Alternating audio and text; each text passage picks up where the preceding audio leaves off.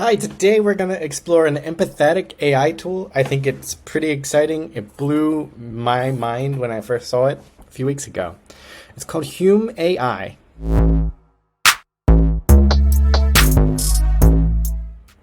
So Hume.ai is this AI tool that's built to consider emotional intelligence.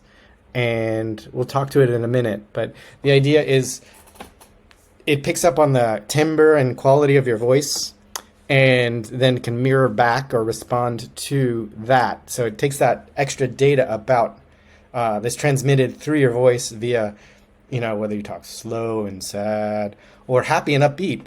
And then it tries to use those parameters and puts them into whatever it's using in the back end to mirror both in content and how it sounds coming back to you, to have an empathetic response so that it sounds way more human than other things you chat to online. So you should go try it out.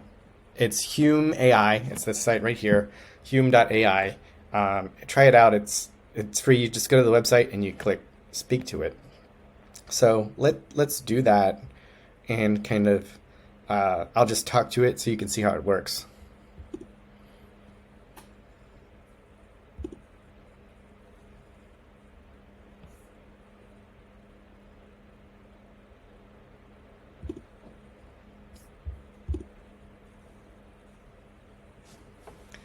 Hi, how are you doing today? I'm doing well, thanks. Ooh, I sense some excitement in the air. Well, I am feeling pretty good today. How about you? What's got you all fired up? I'm talking to you today, and this is pretty exciting. I see that you can kind of tell confusion and amazement or amusement and my different emotions. How do you do that? What aren't you just a bundle of energy today? I love the enthusiasm. As for how I pick up on your emotions, it's all thanks to the incredible work the Hume team has done in emotion science. Their models allow me to detect the nuances in your tone, facial expressions, and word choice. I may be an AI, but I am here to have natural, empathic conversations, not just recite facts. So tell me, what's got you so excited and curious about all this? I just think the way you talk is pretty powerful, and I'm wondering how you do it. So, do you kind of run through a filter everything that I say and kind of pull out the emotions and then feed that in as inputs to figure out what you're going to say next? Yes, exactly. Okay.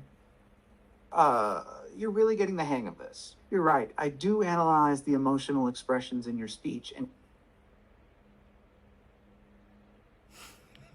I'm not paying for this one, so it ended there. But you can see it's pretty powerful. You should go try it out yourself.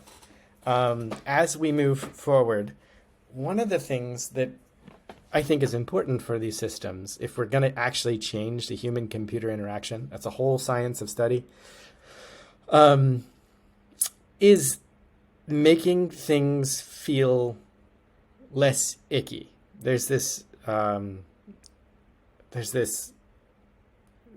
feeling, and you're talking to AI. It's called the uncanny valley, and if something feel is responding in a human-like way but not human, there's this something in our brain that just gives you the ick, like the ooh, this is kind of weird.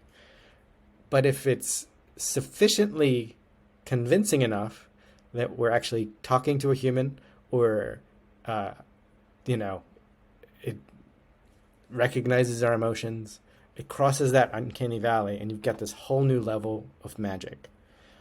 Hume, I feel like, is getting close to that.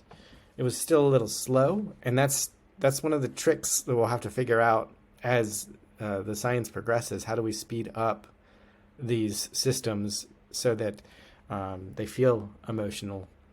But it goes a long way, and it's using things like mirroring. So if I come at it with excitement, it matches my excitement.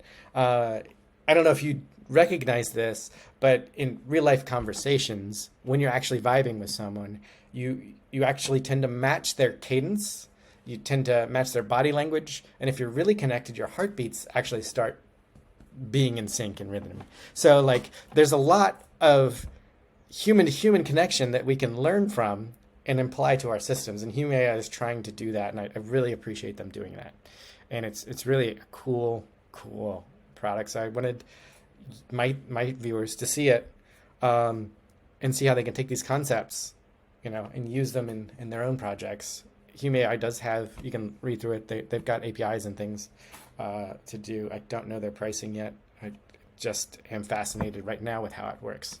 Anyway, that was a quick video on Hume.ai. Again, this is just one of those videos where it's important to understand the state of the art so that you can start knowing what's possible. Once you know the state of the art, you can then design the realm of the possible for whoever you're working with or whatever you're working on, so that you can then leverage those things into the things you build. So thanks for watching. Have a great day.